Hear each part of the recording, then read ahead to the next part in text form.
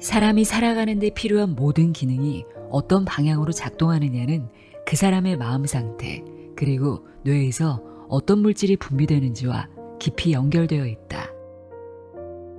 우리가 기쁨을 느낄 때, 감사와 사랑을 떠올릴 때, 뇌는 스스로를 회복시키는 물질을 만들어낸다.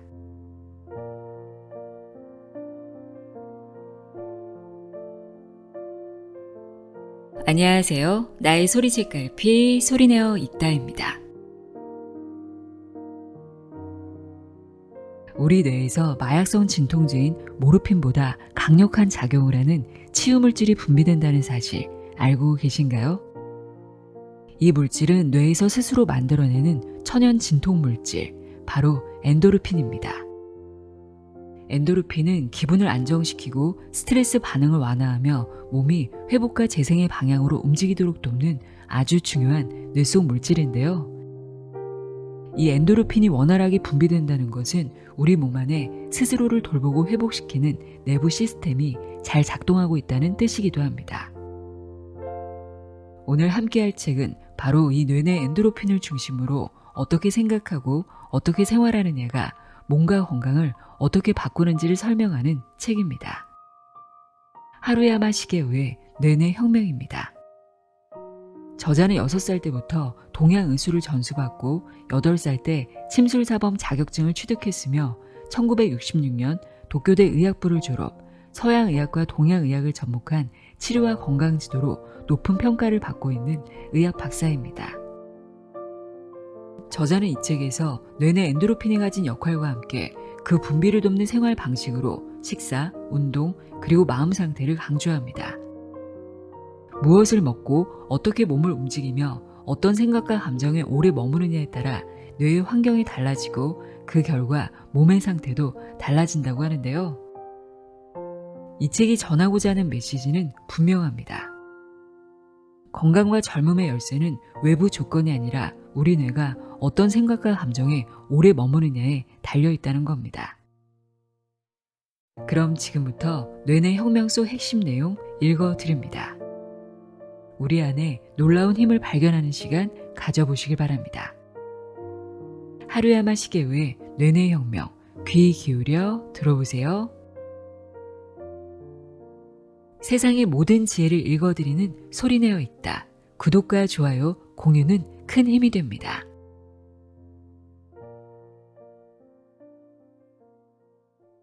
프롤로그. 동양의학과 서양의학의 접점에서 치료한다. 병에 걸리지 않게 하는 것이 진정한 의학이다. 동양의학에 미병이라는 말이 있다. 병에 걸리기 일보 직전인 상태를 말하는데 그런 사람을 병에 걸리지 않게 하는 것이 동양의학의 목표이다. 또한 우리 병원의 목표이기도 하다.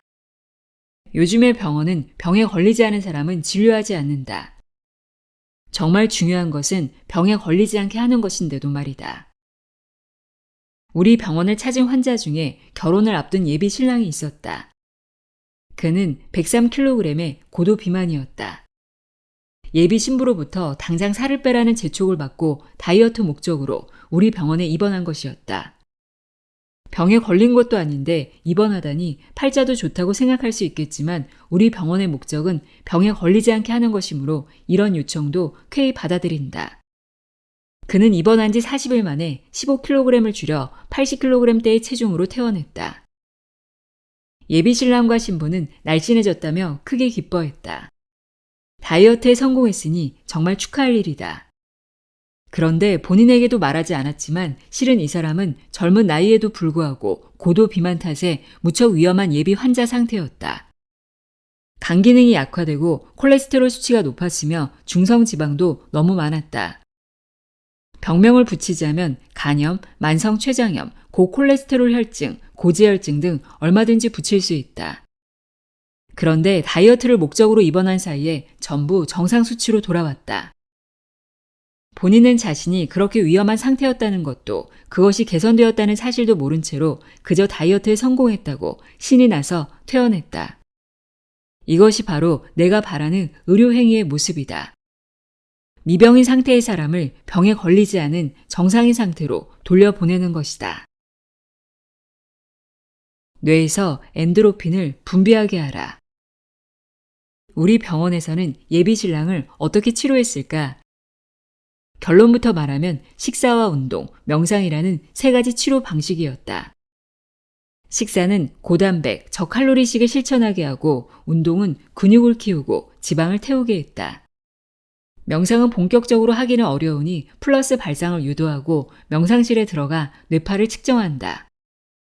또한 동양의학의 지압을 응용한 메디컬 마사지를 적절히 사용했다. 이런 방법으로 생활습관병 당첨 확률 100%인 사람을 건강한 몸으로 돌려놓을 수 있었다. 불면증, 환청, 불행하다는 느낌으로 정신병에 걸리기 직전이었던 여성도 거의 같은 치료법으로 기운을 되찾을 수 있었다. 간기능 장애가 있는 여성의 경우 날씬한데도 고지혈증에 지방간인 상태였다. 근육이 극단적으로 적고 지방만 있는 마른 비만이었다. 그 여성은 4주간 통원 치료를 받았는데 간 수치와 총 콜레스테롤 수치가 정상으로 돌아왔다.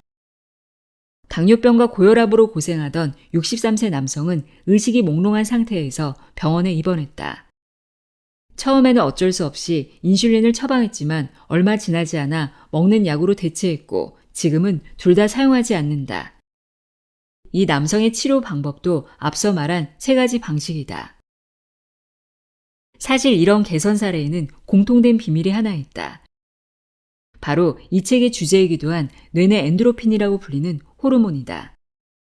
인간의 뇌에서는 모르핀과 흡사한 것이 분비되는데 여기에는 사람의 기분을 좋게 만들고 노화를 방지하며 자연 치유력을 강화하는 대단히 뛰어난 양리 효과가 있다. 나는 그 물질을 뇌내 엔도르핀이라고 부른다. 이것이 지속적으로 분비되면 뇌뿐 아니라 몸 전체에 퍼져 모든 증상이 호전되는 효과를 보인다. 즉 우리는 모든 약을 능가하는 우수한 제약 공장을 몸에 지니고 있는 셈이며 나는 이 제약 공장을 능숙하게 이용한 것뿐이다. 뇌내 엔도르핀의 존재는 예전부터 알려졌지만 진통 효과 외에는 특별한 의미가 없다고 인식되어 오랜 시간 무시되어 왔다. 그런데 최근의 연구 결과 엄청난 효력을 발휘한다는 사실이 밝혀졌다. 인간은 화가 나거나 스트레스를 받으면 뇌에서 노르아드레날린이라는 물질이 분비된다. 이 물질은 호르몬의 일종인데 강한 독성을 지니고 있다. 자연계에는 독 중에서 뱀의 독다음으로 독성이 강하다고 한다. 물론 뇌내에서 분비되는 호르몬은 미량이다. 하지만 항상 화를 내거나 스트레스를 받으면 그 독으로 인해 병에 걸리고 노화가 진행되어 수명이 단축된다. 우리 병원에 온 환자들의 경우만 살펴봐도 모든 병에는 노르아드레날린이 관여하고 있다고 봐도 무방하다. 한편으로 베타 엔도르핀이라는 호르몬도 있다. 이 호르몬은 뇌내 엔도르핀 중 가장 효과적인 물질이다. 이 두 물질 사이에 깊은 상관관계가 있다는 사실이 밝혀졌다. 다른 사람이 한 말을 듣고 불쾌감을 느끼면 뇌내에 독성이 있는 노르아드레날린이 분비된다. 반대로 기분이 좋아지면 베타 엔도르핀이 나온다. 노르아드레날린과 베타 엔도르핀 중 어떤 물질이 분비되는 게 좋은지는 굳이 말하지 않아도 알 것이다. 아무리 불쾌한 일이 있어도 상황을 긍정적으로 해석하면 뇌에서는 몸에 좋은 호르몬이 나온다. 반면 아무리 좋은 환경이어도 화를 내거나 남을 미워하거나 불쾌한 기분으로 지내면 몸에 좋지 않은 물질이 나온다. 만사를 플러스 발상으로 받아들이고 언제나 긍정적으로 살아가면 건강과 젊음을 유지하며 질병과 인연이 없는 인생을 보낼 수 있다. 힘들고 괴로운 일을 맞닥뜨렸을 때 부정적인 생각만 하면 노르아드레날린이 분비되지만 그 일을 견디고 뛰어넘어 극복하면 뇌내 엔도르핀이 나오는 것이다. 우리는 맛있는 음식을 먹거나 성관계를 하면 쾌감을 느낀다. 운동이나 공부 또는 어떤 일을 성취할 때도 똑같은 쾌감을 느낄 수 있다. 남에게 도움을 주거나 사회에 기여하는 일을 하면서 심리적인 기쁨을 얻기도 한다. 어떤 일이든 마음가짐 하나로 몸이 좋아지기도 나빠지기도 한다는 것이 의학적으로도 증명된 셈이다. 뇌내 엔도르핀은 생활습관병도 막아준다. 뇌내 엔도르핀에는 더욱 놀라운 효과가 있다. 특히 베타 엔도르핀은 면역력을 강화하는 효과가 있다. 긍정적인 마음가짐만으로 세균이나 바이러스가 원인인 병을 피할 수 있다니 믿기 어렵겠지만 뇌내 엔도르핀은 면역세포를 건강하게 만들기 때문에 에이즈와 같은 질병에도 저항할 수 있게 한다.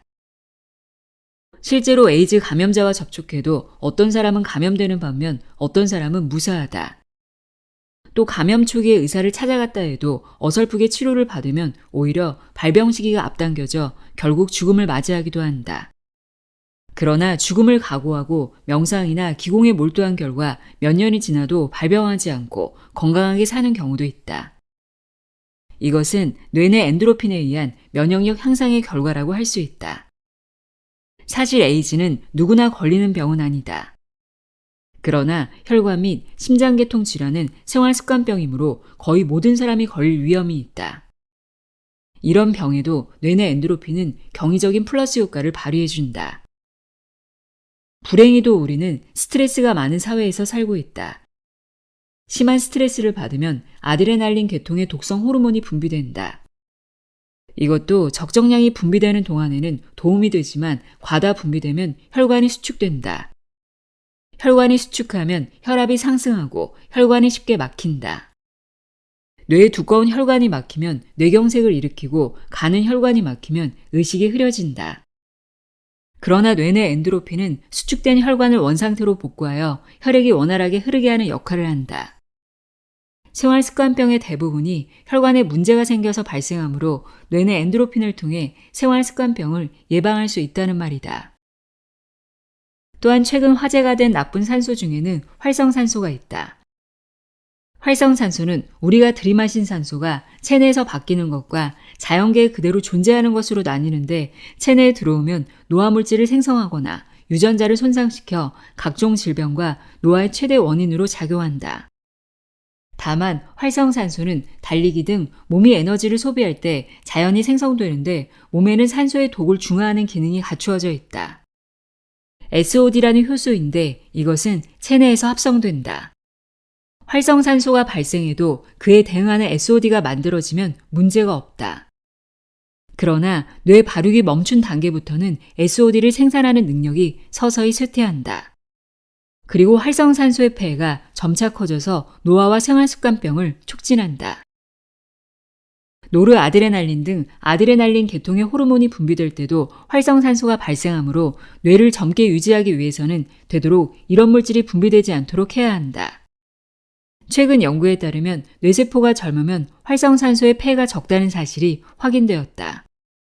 뇌내 엔도르핀은 뇌세포의 젊음을 유지하게 하므로 이 물질이 항상 뇌에서 생성되는 삶을 살면, 즉 플러스 발상을 하면 노화와 질병의 최대적인 활성산소를 해치울 수 있다는 말이다. 그뿐 아니라 기억력 향상과 의욕, 인내심, 창의력 발휘는 물론 인간관계를 원만하게 유지하는 데에도 뇌내 엔도르핀이 관계한다. 사람이 살아가는 데 필요한 모든 기능을 좋은 쪽으로 가져가는지 나쁜 쪽으로 가져가는지는 그 사람이 뇌내 엔도르핀을 얼마나 분비하는가에 달려있다고 해도 과언이 아니다. 나는 이 책에서 지금까지 나의 경험을 바탕으로 뇌내 엔도르핀이 가진 효능과 뇌내 엔도르핀을 효율적으로 분비시키는 방법에 대해 소개하고자 한다. 자연계에는 마약인 모르핀이 존재한다. 모르핀은 중독될 위험이 있지만 뇌내 엔도르핀은 그런 위험이 전혀 없다. 일부 사람들이 법을 위반하고 폐인이 될 위험을 알면서도 마약에 손을 대는 것은 모르핀이 기분을 좋아지게 만들기 때문이다. 하지만 신은 우리에게 뇌내 엔도르핀을 주셨다. 뇌내 엔도르핀은 바르게 살아가려는 사람에게 신이 내려주신 선물이라 할 수 있다. 그러면 이제부터 신이 주신 선물에 대해 구체적으로 살펴보자. 의학으로 증명하는 플러스 발상의 효과. 마이너스 발상은 왜 병이 되는가? 최근 플러스 발상이니 긍정적 사고니 하는 말이 자주 들린다. 이 말은 일반적으로 좋은 쪽으로 생각하면 스트레스를 받지 않는다. 뭐든지 긍정적으로 대하는 편이 결과가 좋다는 의미로 이해된다. 그런데 의학 분야에서도 위와 같은 말들이 거론되고 있다. 몸과 마음은 언제나 대화를 나누며 마음으로 생각한 것은 추상적인 관념이 아닌 실제로 물질화되어 몸에 작용한다는 사실이 밝혀졌다. 남에게 싫은 소리를 들어서 마음이 상했을 때 우리 몸에는 노화를 앞당기고 암을 유발하는 물질이 생성된다. 반대로 감사하는 마음을 가지면 젊음을 유지하고 몸을 건강하게 만드는 물질이 생성된다. 그러므로 모든 일에 플러스 발상을 하는 사람은 질병에 강하다. 어지간해서는 병에 걸리지 않는다. 그러나 마이너스 발상만 하는 사람은 어이없을 정도로 쉽게 병에 걸린다. 외부 환경도 같고 생활 방식도 같지만 한 사람은 건강하고 활기찬데 다른 사람은 병약하다면 100%는 아니겠지만 40가지의 차이가 그런 결과를 낳았다고 할 수 있을 것이다. 그렇다면 40가짐은 우리 몸에 어떤 물질을 만들어낼까? 우리는 그 물질을 호르몬이라 부른다. 40가짐과 연관된 주요 호르몬으로는 아드레날린, 노르아드레날린, 엔케팔린, 베타 엔도르핀 등을 꼽을 수 있다. 화가 나거나 긴장할 때는 뇌에서 노르아드레날린이, 공포를 느낄 때는 아드레날린이 분비된다. 호르몬은 세포와 세포 사이에 정보를 전달하는 물질로서 뇌의 지시를 세포에 전한다.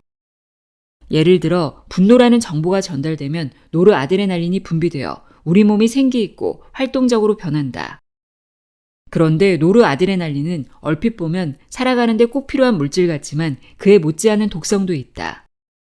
화를 내거나 강한 스트레스를 느끼는 상태가 지속되면 노르아드레날린의 독성으로 인해 병에 걸리거나 노화가 진행되어 일찍 죽게 되는 것이다.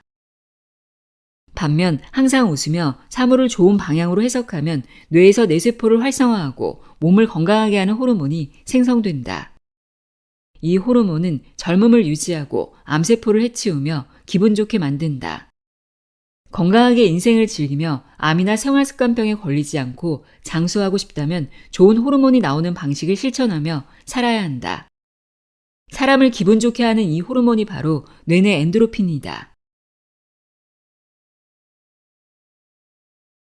활성산소의 해악을 어떻게 막을 것인가? 활성산소는 우리가 평소 호흡을 통해 들이마시는 산소가 분자 단위로 활성화된 것으로 각종 질병과 노화의 최대 원인으로 꼽힌다. 활성산소는 어떤 때 가장 많이 나올까? 혈액순환이 잘 되지 않을 때 대량의 활성산소가 발생한다. 혈액의 흐름이 나빠졌다가 혈류를 신속히 원래대로 복원시키려고 할 때 활성산소가 가장 많이 생성된다. 이 경우 활성산소로 인해 혈관 내피와 조직, 유전자가 손상된다. 내피가 손상되면 염증이 생기고 유전자가 손상되면 암이 발병할 수 있다. 또한 지방과 활성산소가 결합해서 몸을 노화시킨다. 따라서 인간의 몸은 언제나 혈류량을 일정하게 유지해야 한다. 그런데 활성산소가 몸에 도움이 될 때도 있다. 몸에 침입한 균을 물리치는 무기로 쓰이기 때문이다. 다시 말해 활성산소는 인간이 가진 면역 시스템의 일부이기도 하다. 다만 과다 생성되면 좋지 않으므로 몸은 SOD라는 해독 효소를 만들어 이를 중화하는 것이다. 몸의 기능이 정상인 경우에는 활성산소의 폐해가 심각하지 않다.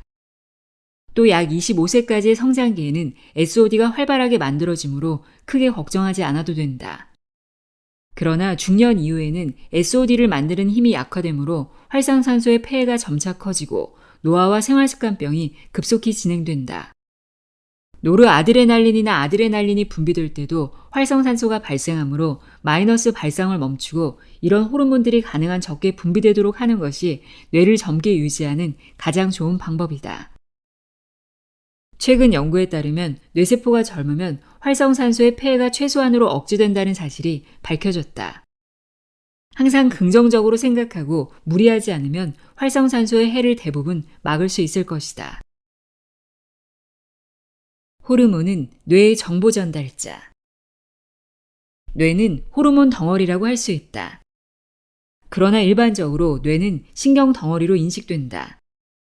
신경세포로 가득한 뇌는 전기회로처럼 얽혀 있으며 세포와 세포를 연결하는 전선 같은 돌기가 뻗어 있다. 거기에 미약한 전류를 흘려서 뇌에 명령을 전달한다고 이해하는 사람이 많을 것이다. 그러나 신경세포가 가득한 회로에 전선만 있다면 뇌가 활동할 수 있을까? 호르몬이 없으면 뇌는 아무것도 하지 못한다. 신경세포가 어떤 표적세포에게 명령을 전달하려면 신경세포가 전기 배선처럼 얽혀있기만 해서는 안 된다는 말이다. 신경세포와 신경세포 사이에는 틈새가 있다. 이 틈새에 호르몬이 분비됨으로써 정보를 전달할 수 있게 된다. 예를 들어 서울에서 부산으로 전보를 쳤다고 하자. 물론 그 내용은 부산의 전보국으로 송신되는데 최종적으로 수신자가 그 전보를 받을 수 있는 것은 우편 배달부가 전보를 배달해주기 때문이다. 호르몬은 바로 이 우편 배달부 역할을 한다. 다시 말해 호르몬은 뇌의 정보 전달자이다. 호르몬이 뇌 곳곳에서 분비됨으로써 뇌가 몸 전체에 지시를 보낼 수 있다. 그러면 몸에서도 이와 같은 호르몬이 분비되어 정보를 수신한 세포가 그 명령에 따라 행동한다. 호르몬이 정보 전달 물질이라는 것은 다시 말해 인간이 생각하고 행동하며 느끼는 것은 모두 호르몬이 있기 때문에 가능하다는 말이다. 현재 알려진 호르몬은 백수십 종인데 아직 알려지지 않은 호르몬도 상당히 많다. 그것이 규명되면 뇌 메커니즘을 더 정확하게 알 수 있을 것이다. 뇌내 엔도르핀도 호르몬의 일종이다. 호르몬은 아미노산으로 이루어진다. 뇌내 엔도르핀 중 가장 중요한 것은 타이로신이라는 아미노산이다. 아미노산은 단백질을 합성하는 기본 요소로 20종이 있다. 그중 8종은 체내에서 합성되지 않기 때문에 필수 아미노산이라 부른다는 것은 이미 학교에서 생물 시간에 배운 기억이 있을 것이다. 다소 전문적인 이야기지만 뇌내 엔도르핀 중 가장 강력한 쾌감을 주는 베타 엔도르핀은 타이로신을 비롯한 31개 아미노산으로 구성된다. 뇌내 엔도르핀에 상당하는 호르몬은 반드시 타이로신이 들어가는데 타이로신이라는 아미노산 분자가 2개 모이면 자연계에 존재하는 마약 모르핀이 된다. 그만큼 뇌내 엔도르핀과 마약 모르핀은 화학적으로도 유사한 성분이라는 말이다. 타이로신이라는 아미노산은 본래 마약 성질을 갖고 있다. 다만 아미노산 단독으로는 곧바로 산화하기 때문에 분자량이 약간 큰 펩타이드라는 형태를 이룬다. 그런데 베타 엔도르핀의 분자를 살펴보면 뇌내 엔도르핀에 관한 여러 가지 흥미로운 사실을 알 수 있다. 베타 엔도르핀은 31개의 아미노산으로 구성되는데 아미노산 5개 단위가 조합되어 각기 다른 역할을 한다. 제일 먼저 발견한 5개는 뇌내 엔도르핀과 동일한 구조로 모르핀 역할을 한다. 그 다음 부분은 인체의 면역력을 강화한다. 다음 부분은 베타 엔도르핀을 안정시켜서 활력을 잃지 않게 하며 나머지 부분은 아직 뚜렷이 밝혀지진 않았지만 뇌내 엔도르핀을 작용하기 위한 수용체 역할을 한다고 인식된다. 미국 체스터 대학의 신경생리학 교수 데이비드 펠톤은 뇌와 면역계에 관한 연구 논문에서 뇌내 엔도르핀은 뇌 수용체로만 작용하지 않는다고 발표했다. 우리 몸 곳곳에 수용체가 존재하며 인간의 면역력 중 특히 중요한 역할을 하는 백혈구의 일종인 NK세포의 표면에도 수용체가 존재한다는 사실을 알아냈다. 즉 여기에도 뇌내 엔도르핀이 작용한다는 것이다. 펠톤 교수는 뇌내 베타 엔도르핀이 분비되면 NK세포도 한층 더 활성화되어 면역력이 향상되고 그로 인해 건강을 지키게 된다는 점을 입증했다. 또한 의학 잡지에 실린 여러 논문을 보면 수용체는 우리가 상상하는 것보다 더 많은 세포에 존재하며 특히 정소세포에 많다고 한다.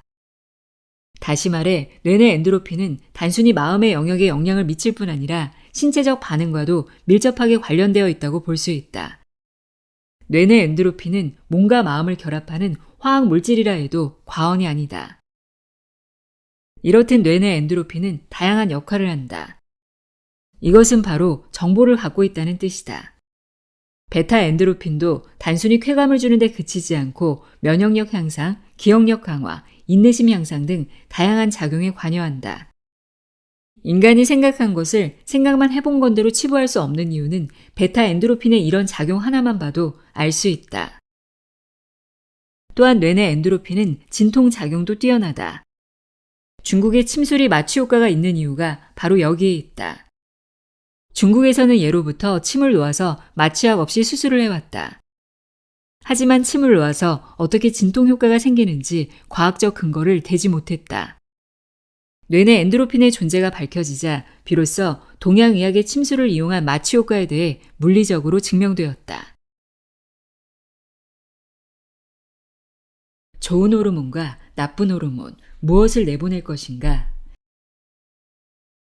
뇌 내 엔도르핀은 면역력을 높이는 구조식을 갖고 있다. 뇌는 우리 몸의 손끝 발끝에 있는 신경계까지 조절하기 때문에 뇌에서 면역력이 높아지는 호르몬이 나오면 몸 전체의 면역력이 향상된다. 오늘날에는 병은 대부분 스트레스와 관련이 있다는 것이 상식으로 통용된다. 병이라는 이름이 붙은 질환의 70에서 80%는 스트레스가 원인이며 생활습관병은 100% 그렇다고 해도 과언이 아니다. 몸과 마음은 별개가 아니다. 체내에서는 POMC라는 단백질이 분해되는데 마음가짐에 따라 분해 방식이 달라지며 화학 반응도 다르게 일어난다. 나는 한심한 인간이야 라고 생각하면 몸도 점점 나쁜 상태로 변화하고 위험한 사태가 벌어질 거야 라고 생각하면 일이 정말 그렇게 돌아간다. 병은 마음에서 생긴다는 옛 격언은 하나도 그르지 않다. 그림 6은 정신적인 스트레스가 면역력을 얼마나 떨어뜨리는지 보여준다. 졸업시험을 치르는 동안과 시험을 다 치른 뒤를 살펴보면 NK세포의 활성 정도에 확실히 차이가 있음을 알 수 있다. 시험 중에는 면역력이 확 떨어진다. 시험뿐 아니라 직장생활이나 연애 등 스트레스를 받는 인생의 모든 국면에서 다음과 같은 현상이 일어난다. 그림 7을 보면 육체적인 스트레스가 면역세포에 어떤 영향을 미치는지 알 수 있다. 학생에게 70분간 전력 질주를 하게 한 다음 결과를 보면 달리기 전보다 NK세포의 활동이 눈에 띄게 저하됐다. 원래 달리기를 좋아하지 않는 학생에게 억지로 달리게 했을 때 나타나는 현상이다. 정신적, 육체적 스트레스가 면역력을 떨어뜨린다는 사실을 잘 알 수 있다. 여기서 중요한 것은 정신적이든 육체적이든 스트레스 자체가 문제가 아니라는 사실이다.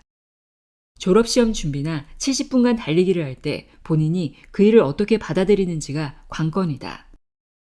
졸업시험을 앞두고 합격하지 못하면 어쩌지 하고 걱정하는 것과 이미 취직할 곳도 정해졌으니까 설마 졸업은 시켜주겠지 라고 생각하는 것은 결과가 다르다. 그 점에 유의해야 한다. NK세포는 암세포를 죽일 수도 있는 세포이다. 퍼포린이라는 물질을 분비해서 암세포에 구멍을 뚫는다. 그 구멍으로 수분과 염분이 들어가면 암세포가 몇 분 만에 죽는다. 이렇게 NK세포 한 개는 여러 개의 암세포를 해치울 만큼 강한 능력이 있다. 일정한 시간에 얼마나 많은 암세포를 해치울 수 있는지를 관찰하여 활성도를 측정하는데 우리는 몸속에 있는 이런 강력한 아군의 능력을 강화할 수도 약화할 수도 있다. 우리는 살아있는 한 스트레스를 피할 수 없다. 학생은 아무리 싫어도 시험을 봐야 한다. 그때 진짜 짜증나 하고 과잉 반응하여 불안과 걱정에 휩싸이면 면역력이 확 떨어진다. 하지만 시험을 잘 볼 자신은 없지만 그래도 잘 되겠지 라고 마음을 편히 먹으면 면역력은 크게 변화를 보이지 않는다. 이런 심리적 차이는 우리가 생각하는 것보다 훨씬 더 크게 인생에 영향을 미친다. 불안과 걱정이 많은 사람은 시종일관 걱정을 하느라 스트레스를 받는다. 그런 사람은 늘 노르아드레날린이나 아드레날린의 세상에 떨어진다. 반면 같은 처지나 상황에서도 낙천적인 사람은 베타 엔도르핀의 세상에서 살 수 있다. 장기적으로 보면 건강 상태부터 인생의 성공과 실패에 이르기까지 우리 삶의 많은 부분이 플러스 발상과 마이너스 발상에 따라 달라진다.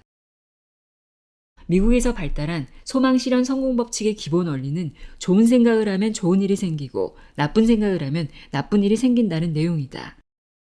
이것을 뇌과학적으로 표현하면 좋은 생각을 하면 뇌에서 좋은 호르몬이 분비되고 나쁜 생각을 하면 뇌에서 나쁜 호르몬이 분비된다고 바꿔 말할 수 있다. 소망실현 이론에서는 잠재의식을 끌어내어 구체화한 인간의 상념이 인생을 결정한다고 했지만 그 과학적 근거를 명쾌하게 밝히지는 못했다. 마음이라는 것을 물질로 설명할 수 없었기 때문이다. 그러므로 잠재의식이나 잠재능력이라는 요소가 등장하는 메커니즘은 아무래도 추상적으로 설명할 수밖에 없었다. 마음속으로 좋은 일을 생각하면 왜 좋은 결과가 나오는가라는 질문에 대해 과학적으로 수긍할 수 있게 설명하기란 매우 어렵다. 좋은 일을 생각하면 뇌에서 좋은 호르몬이 나온다. 그 호르몬은 인간을 기분 좋게 하고 의욕을 고취시키며 잠재뇌가 활동하여 자신도 상상하지 못했던 능력을 발휘할 수 있게 한다. 또한 역경에도 좌절하지 않고 견뎌낼 수 있는 강한 인내심도 길러준다. 이렇게 되면 당연히 자신의 소망을 이룰 확률도 비약적으로 높아진다. 지방량으로 수명이 결정된다. 뇌의 중량은 대략 1.4kg이다. 체중이 60kg인 사람의 경우 뇌의 무게는 체중의 고작 2.3%에 불과하다. 반면 뇌가 소비하는 혈액과 산소량은 전체의 15에서 20%를 차지한다. 그만큼 산소와 혈액이 큰 역할을 한다는 뜻이다. 즉 뇌세포가 활성화되어 우리 몸이 최상의 상태가 되도록 명령할 수 있으려면 언제나 좋은 산소가 충분히 있고 맑은 혈액이 막힘없이 흘러야 한다. 만약 이 중 하나라도 부족하면 곧바로 그 영향을 받는다. 그중 가장 무서운 상황은 혈관이 막히는 것이다. 혈관이 막혀서 혈액 흐름을 방해하는 것인데 가장 큰 원인은 노르아드레날린이 분비되어 혈관이 수축되고 혈소판이 망가져서 부스럼이 생기기 때문이다. 지방도 혈관이 막히는 주요한 요인이다. 그러면 어떻게 해야 할까? 일단 근육량을 충분히 유지해야 한다. 지방은 근육 안에서만 연소된다. 그러므로 같은 양의 지방을 섭취했을 때 근육이 충분히 붙어있는 사람은 그만큼 빨리 지방을 연소한다. 반면 근육량이 적은 사람은 지방이 연소되지 않고 체지방으로 쌓인다. 예를 들어 체중이 60kg인 사람이 매일 2000kcal를 섭취한다고 하자. 이 경우 단명할지 장수할지는 몸속의 지방량에 따라 좌우된다. 지방량이 적은 사람이 당연히 오래 사는데 그 차이는 근육량으로 결정된다. 근육이 충분한 사람의 몸에는 지방이 쌓이는 양이 적기 때문이다. 답은 간단하다. 열심히 노력해서 근육을 많이 만들면 된다. 그런데 이 방법도 녹록지 않다. 근육을 만들려면 상당히 격렬한 운동을 해야 하는데 격렬한 운동을 하면 활성산소가 발생할 확률이 커진다. 따라서 이미 근육이 붙어있는 사람이라면 그 근육량을 유지할 수 있도록 가벼운 운동을 하여 지방을 연소시킨다. 스트레칭 등 격렬하지 않은 운동을 해야 한다. 반대로 근육량이 극단적으로 적은 사람은 체지방이 많아도 뚱뚱해 보이지 않는다. 그래서 마음을 놓고 있는 경우가 많은데 혈관이 막히는 증상은 겉보기와 상관없이 진행된다. 그러므로 근육량이 적은 사람의 경우에는 고강도 운동을 통해 근육을 키워야 한다. 그렇게 하지 않으면 생활습관병에 걸릴 위험이 커지고 장수하기도 어렵다. 뇌내 엔도르핀에 도움이 되는 식사는 따로 있다. 근육에 이어서 뇌세포를 활성화하는 데 중요한 것은 식생활이다. 나는 프롤로그에서 마음으로 생각하는 것은 물질화되어 몸에 작용한다고 말했다. 그런데 물질로 존재하려면 그것을 구성하는 재료가 필요하다. 그 재료가 바로 식사이다. 모든 것이 풍요로운 시대에 사는 우리는 먹을 것을 구하려 애쓰지 않아도 된다. 오히려 과식을 주의해야 한다. 그렇다고 단순히 식사량을 줄이는 것은 정답이 아니다. 뇌내 엔도르핀을 분비하려면 반드시 고단백질 식사를 해야 한다. 뇌내 엔도르핀의 구성 재료는 대부분 단백질이기 때문이다. 앞서 말한 대로 단백질은 20종류의 아미노산으로 이루어진다. 식사를 통해 섭취한 단백질은 몸속에 들어가면 일단 아미노산으로 분해된 다음 우리 몸의 구성 재료와 효소로 재합성된다. 20종 중에서 필수 아미노산 8종은 체내에서 생성되지 못하므로 외부에서 섭취해야 한다. 이것을 한 번에 많이 먹어서 비축할 수도 없다. 게다가 뇌내 엔도르핀이 많이 분비되면 그만큼 재료가 빨리 소진된다. 그러므로 식사를 통해 매일 양질의 단백질을 섭취해야만 뇌세포를 활성화할 수 있다. 핵심은 식사, 운동, 명상. 또 하나 뇌내 엔도르핀에 대해 알아둬야 할 중요한 사실이 있다. 그것은 뇌파와의 관계이다. 뇌 내 엔도르핀이 나올 때는 반드시 뇌에서 알파파의 뇌파가 동시에 발생한다. 베타파가 나올 때는 베타 엔도르핀이 사라진다. 똑같은 자극을 받아도 그 내용을 머리에서 어떻게 받아들이느냐에 따라 알파파가 되기도 하고 베타파가 되기도 한다. 베타파는 살아가는데 불가결한 요소지만 베타파만 나오면 인간은 오래 살 수 없고 인생을 즐기기도 어렵다. 알파파를 분비하는 방법은 간단하다. 어떤 일이든 긍정적으로 받아들이고 감사하며 플러스 발상을 하면 알파파 상태가 될 수 있다. 알파파 상태와 뇌내 엔도르핀 분비와의 관계는 닭이 먼저인지 달걀이 먼저인지를 따지는 것과 같다. 이 둘은 확실하게 하나로 연결되어 있다. 알파파 방출의 가장 효과적인 방법은 명상이다. 그러므로 명상을 하는 연습을 많이 하면 알파파를 자유롭게 방출할 수 있다.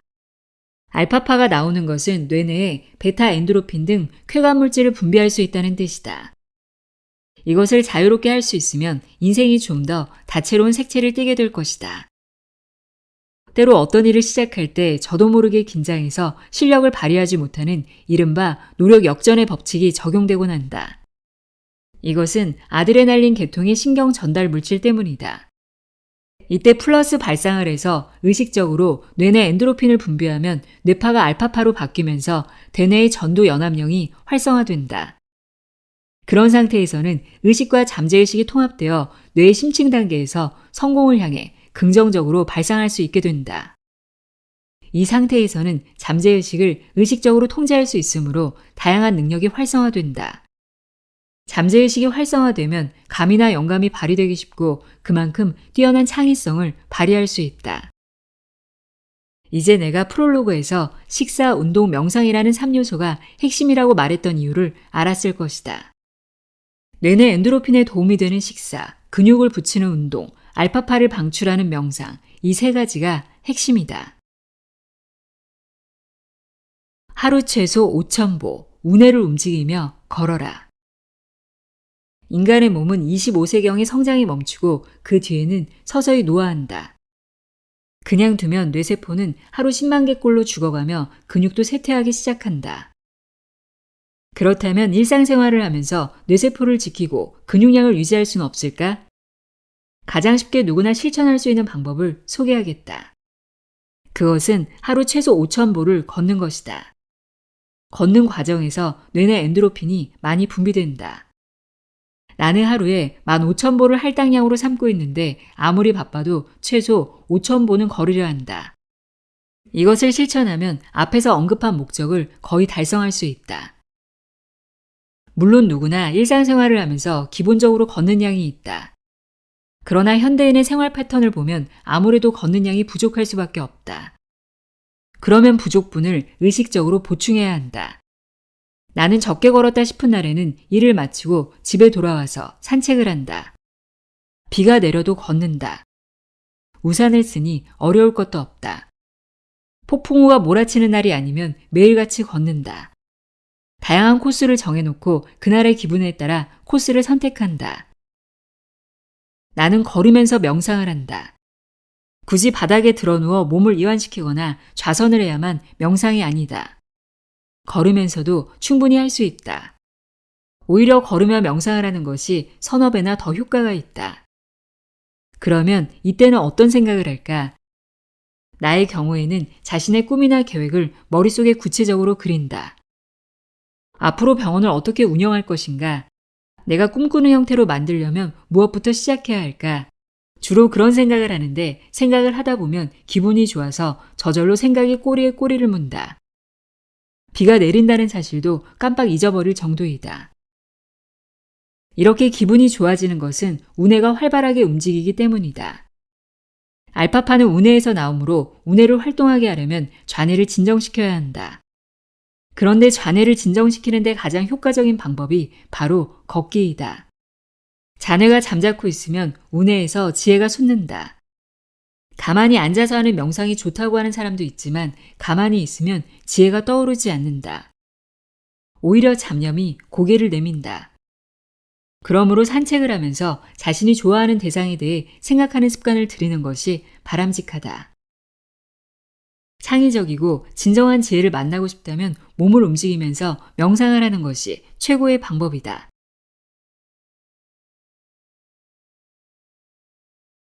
뇌가 젊으면 125세까지 살 수 있다. 평균 수명이 약 80세에 이르자 사람들은 요즘 사람들은 오래 살게 되었다고 말한다. 그러나 인간의 수명은 본래 더 길었다. 100세는 아무것도 아니고 120세에서 125세까지도 살 수 있었다. 이것이 생물의 본래 수명이므로 인간은 지금도 일찍 죽는 것이나 다름없다. 종종 개나 고양이의 수명은 어느 정도인지, 말은 몇 살까지 살 수 있는지 묻는다. 수명이란 그런 식으로 계산을 해서 나온 한계 수명을 가리키며 인간의 한계 수명은 아무리 보수적으로 잡아도 100세 이하로 떨어질 수가 없다.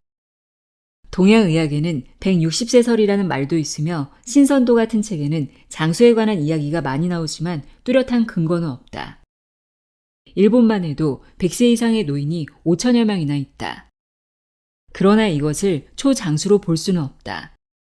이런 사람들은 인간 본래의 수명을 살고 있는 것뿐이다. 그렇다면 인간의 수명이 125세라는 근거는 어디에서 나왔을까?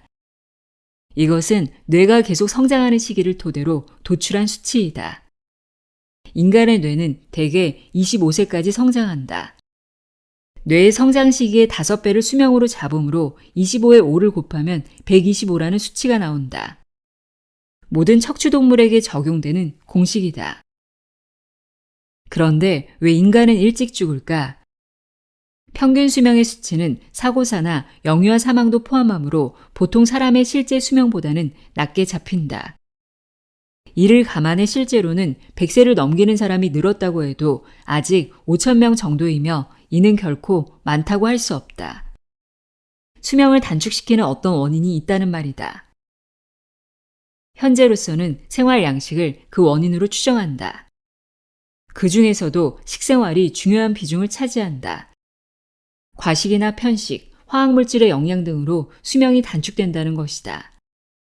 밤샘이나 밤낮이 바뀐 생활도 바이오리듬을 망가뜨리고 운동 부족은 몸을 녹슬게 한다. 그러나 이런 일은 매일같이 일어난다. 가장 중요한 것은 뇌이다. 뇌만 건강하고 근육이 어느 정도 붙어 있으면 100세가 넘어도 원기왕성하게 활동할 수 있다. 뇌를 염두에 두지 않으면 아무리 몸을 단련하고 음식을 가려서 먹어도 오래 살 수 없다. 인간이 사고하는 방식에 따라 뇌내에서 변화가 발생하고 그 변화를 관찰하면 그 사람이 건강한 상태로 살아갈지 얼마 안 가 어떤 병에 걸릴지를 예측할 수 있다.